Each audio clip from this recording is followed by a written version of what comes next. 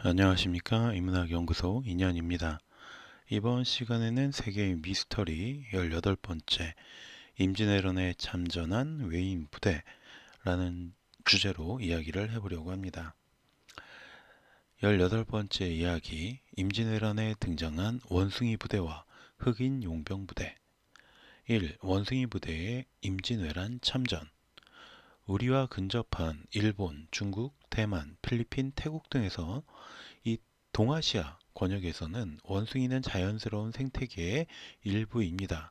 그런데 유독 그 사이에 낀 우리나라에는 원숭이가 존재하지 않아요. 하지만 분명 조선시대에도 원숭이가 있기는 했습니다. 전라도 감사에게 전지하기를 첨지 중추원사 김인이 제주 목사로 있을 때 원숭이 6마리를 잡아 길들이게 하여 지금의 목사 이봉에게 전해주고 왔는데, 특별히 사람을 보내어 육지에 가져오게 할 것은 없으니 만일 어떤 사람이든지 와서 주의하여 먹여 기르겠다면 육지로 가지고 나와서 풀이 무성한 섬이나 갯가에 놓아 기르게 하되, 혹시라도 사람들로 하여금 잡아가지 못하게 하고 힘써 번식하도록 하라 하였다. 세종실록 64권 세종 16년 4월 11일의 기록입니다. 제주 안무사 최산이 원숭이와 노루 한 쌍을 바치니 명하여 상림원에서 기르다가 그 뒤에 인천 용류도로 옮겨 놓아 주었다. 세종실록 73권 세종 18년 6월 16일의 기록입니다. 이처럼 내륙이 아닌 제주도에는 분명 원숭이가 살았다라는 기록이 있어요. 그러니까 우리나라에도 원숭이가 있기는 있었다는 거죠. 제주도에. 다만 그래서도 전해지듯이 흔하지는 않았기 때문에 소중하게 여겨졌던 것처럼 보입니다.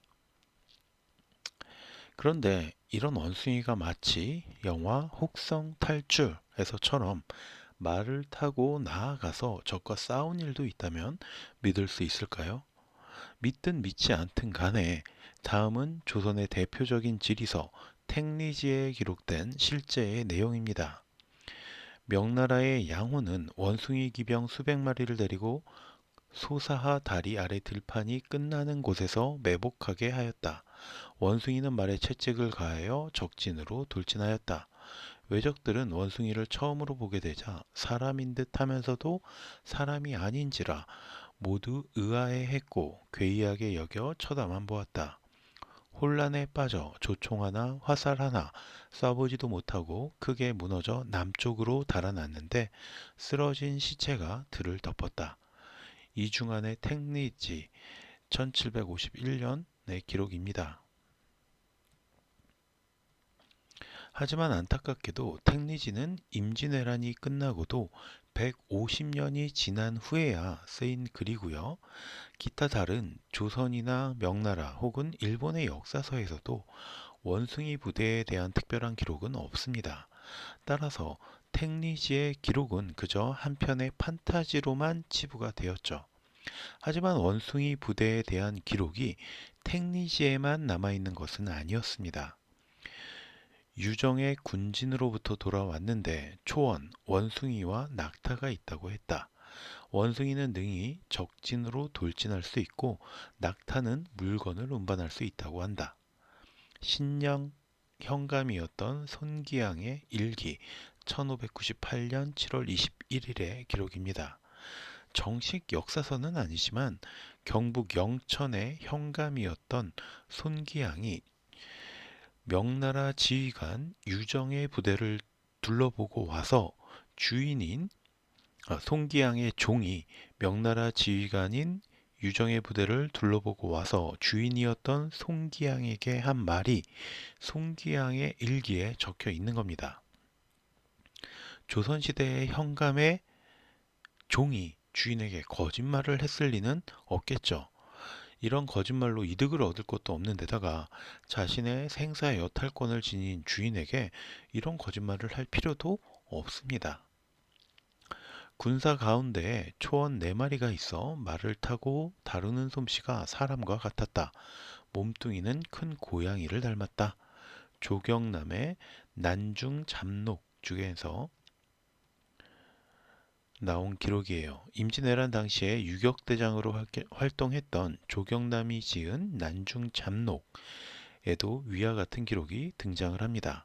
조경남은 태종 시절 우의정을 지냈던 한평부원군 조연의 후손이며 중종 때 호소판서를 지낸 조승진의 현손, 그러니까 손자의 손자였고, 그의 아버지 역시 정오품에 해당하는 사직 벼슬을 했던 조벽이었습니다.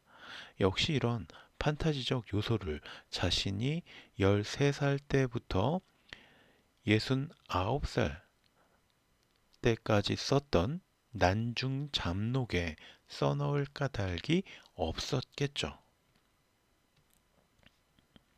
또한 경북 안동의 풍산 김씨 문중에서 전해져 내려오는 세전 서화첩은 32점의 그림과 문헌 등으로 구성이 되어 있는데, 이 가운데 임진왜란에 파병된 명나라 군대가 1599년 2월 본국으로 귀환하는 장면을 그린 천조장사 전별도의 하단 부분에는 원병 300이라고 쓰인 깃발 아래에 원숭이 모습을 한 인물들이 칼을 들고 행진하는 장면이 등장하기도 합니다.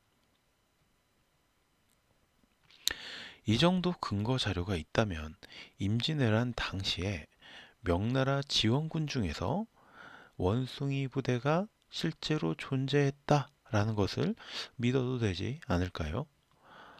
다만 우리가 유의할 점은 원숭이들이 실제로도 이 왜군과 칼을 들고 맞서 싸웠다라고 보기는 어렵다라는 점이죠. 위에서 살펴본 택리지의 내용은 사실 지나치게 일부분이고 앞뒤의 내용이 다 잘려 있습니다. 자, 그럼 다음 내용을 좀 보죠.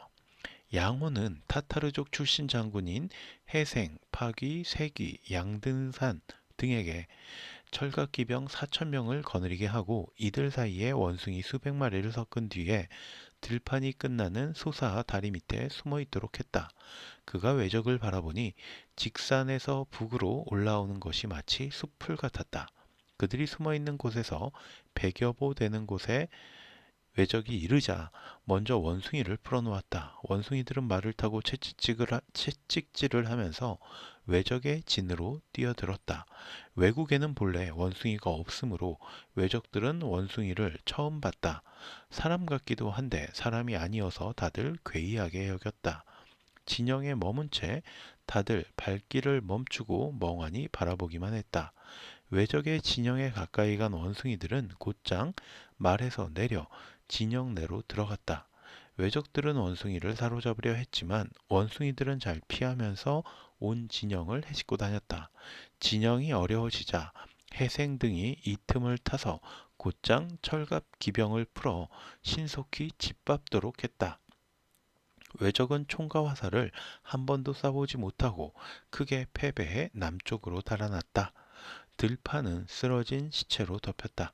이겼다는 기별이 오자 양호는 군사를 정돈하고 외적을 남쪽으로 쫓아 경상도 바다에까지 이르렀다.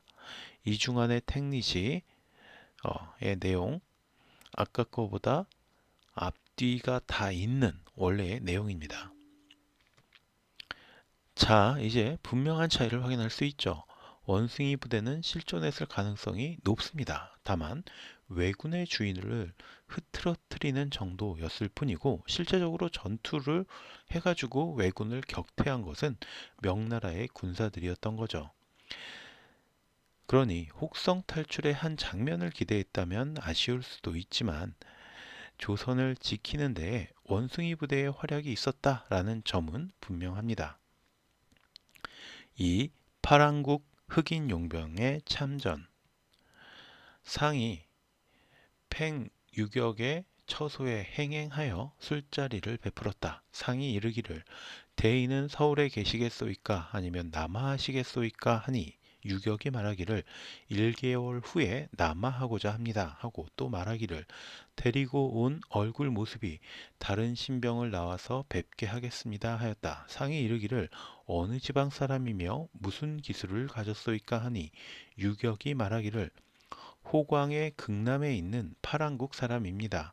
바다 셋을 건너야 호광에 이르는데 조선과의 거리는 15만 열이나 됩니다. 그 사람은 조총을 잘 쏘고 여러 가지 무예를 지녔습니다. 하자 상이 이르기를 소방은 치우치게 해외에 있으니 어떻게 이런 신병을 보았겠소이까? 지금 대인의 덕택으로 보게 되었으니 황은이 아닐 수 없소이다. 더욱 감격스럽소이다. 이제 흉적을 선멸하는 것은 나를 꼽아 기대할 수 있겠소이다 하고 술자리를 파한 후 서로 읍하고 나왔다. 선조실록 100권 선조 31년 5월 26일의 기록입니다. 이 대화는 선조와 명나라 장수 팽유격과의 대화입니다. 여기서 파랑국 사람이 등장을 하는데 선조실록에서는 이들을 해귀라고 부르며 이들은 노란 눈동자에 얼굴빛은 검고 사지와 온몸도 모두 검다. 턱수염과 머리카락은 곱슬이고 검은 양모처럼 짧게 구부러졌다. 이마는 대머리가 벗겨졌는데 한 필이나 되는 누른 비단을 반도의 형상처럼 서려 머리 위에 올려놓았다. 바다 밑에 잠수하여 적선을 공격할 수가 있고 또 수일 동안 물에 있으면서 수족을 잡아먹을 줄 안다. 중원 사람도 보기가 쉽지 않다라고 설명하고 있습니다. 이번에도 아까 이야기했었던 천조장사 전별도를 다시 살펴보자면 이 좌측 하단에 흑인들의 모습을 찾을 수도 있어요. 그 아까 원병 300이라고 썼던 원숭이들 바로 위쪽에 위에 대각선 왼쪽에 이 흑인들의 모습이 보이고 있습니다. 그냥 보기에도 이들의 모습은 분명 아시아인의 형상은 아니에요. 유성룡은 남번 출신으로 낯빛이 칠처럼 까맣고 바다 밑에 숨어 다니기도 하며 그 모양이 귀신 같다 하여 해귀라고 부른다라고 했죠. 그리고 난중 잡록의 조경남 역시 명나라군이 4만 7천 명이었다. 해귀 4명이 있었는데 살찌고 검고 눈이 붉고 머리카락이 솜털 같았다. 라고 묘사하고 있습니다. 명나라 장수는 이들을 파랑국 사람이라고 했는데 이 파랑국은 현재의 포르투갈을 의미합니다. 하지만 이들의 모습을 보면 우리가 추측할 수 있듯이 원래의 포르투갈 사람들이 아니라 이 포르투갈 사람들이 잡은 흑인 노예병사들이라고 유추할 수가 있어요. 당시 이슬람 국가들은 아프리카 흑인들을 붙잡아서 여러 이슬람 국가와 오스만 투르크, 오늘날의 터키 등의 노예로 팔았다고 합니다. 그리고 명나라의 마카오에는 포르투갈 사람들의 집단 거주지가 형성이 되어 있었기 때문에 여기서 몇 명을 일종의 용병계약 형태로 고용했다라고 볼 수 있는 거죠.